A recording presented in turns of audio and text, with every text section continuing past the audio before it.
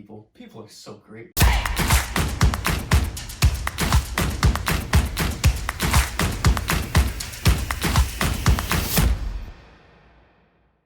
So, it's another day in April, and I thought I'd give you an explanation as to why yesterday's vlog was so weird, and then I thought, I'm not going to, but here's the explanation anyway. Koah, over to you! So, who are you and why are you in our house? Well, I'm a guy. I don't know what to say.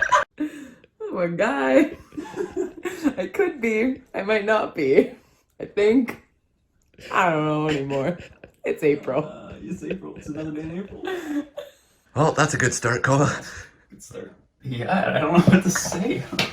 Like, I'm in a weird spot, and fortunately these guys have been awesome after quarantining for weeks to take me in and help me out.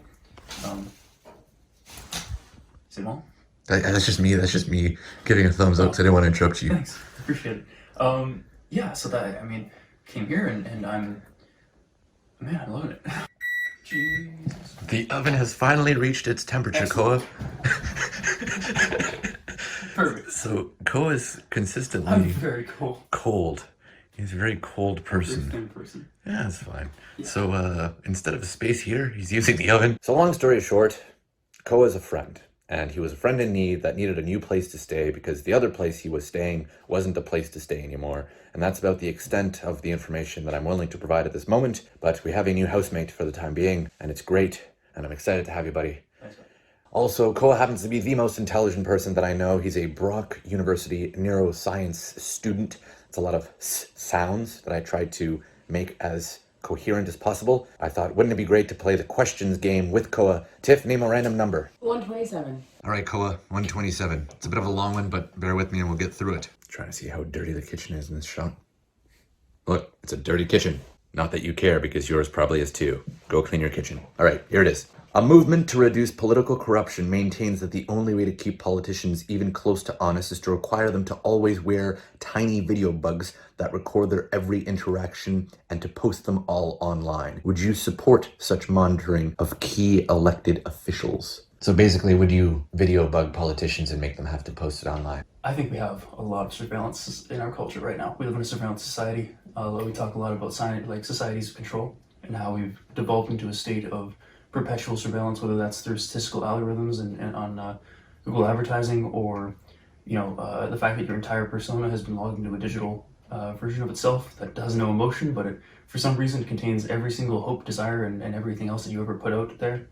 And most of our communication is done online, so that's all being processed. It's Foucault has a really interesting perspective on prisons, where he's like, okay, well, there's like a bunch of cells surrounding a single blacked off like dome, and the prisoners don't know when they're being watched by the guard, so they always have to act like they're being watched. So we live in a state of like, well, I have to make sure that I get my that perfect grade, and I get this perfect job application, and I don't mess up, and I don't get angry, and I don't feel any emotion, because you have to pretend like you exist in this perfect glass house world where you have a thin veneer of pushing off that happiness and not being truly real, or even pushing off that depression or that sadness, whatever it is, just pushing off some sort of aesthetic, right? And it could bring this back to politicians. Politicians do this all the time, right? Politicians right now will lie to you perpetually about their true intentions, but whether or not they even believe those lies is a different question. And it sounds paranoid to talk about politics and economics and modernity like that. And perhaps it is, but at the same time, there's quite a lot of statistical and scientific evidence that backs just very poor analysis of reality, and how so many people nowadays they lie. We lie, all of us. And that's so atrocious. But do I think they need constant surveillance? Well, no, because first of all, I don't think any of us should be putting more data out there, because it's just more mindless entertainment to distract ourselves with, when we could actually be solving the world's problems. But secondarily, I don't think that we should be electing officials at all, because the government no longer functions as a body that helps the people, and laws are no longer about morality. They're about the success of large corporations. And we all know that.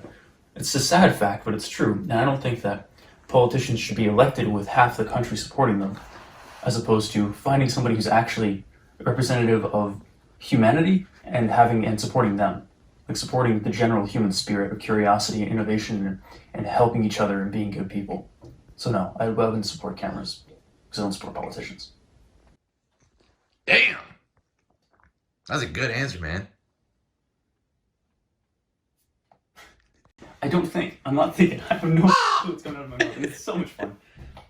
Oh god, I love people. People are so great.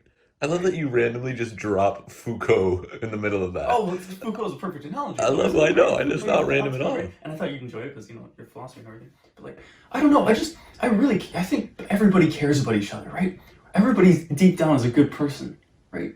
And I hate that we're putting even people that in your life that you really don't like or that you don't get along with, deep down, everybody's reasonable according to their own neurobiological pathways and everything. But and you, if you were in the exact same scenario, you had the same neurobiology, the same history, everything else, you would make the same decision as everybody else is making in their situation. But and there comes a point, we were talking about this earlier, where you can't change yourself anymore and you can't change other people. But what you can do is change the environment that you're living in. Maybe cut down on the non-essentials or change the government or start a political club for, I don't know, anything, right? Anything. But at least, I hear a lot about changing the world and how all of us are just trying to change ourselves. And I just think, what if we all just worked for each other just for a bit, I don't know.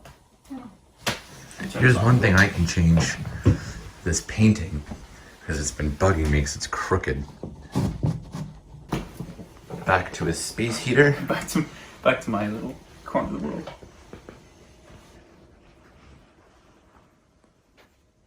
I am also enjoying the heat, but from afar.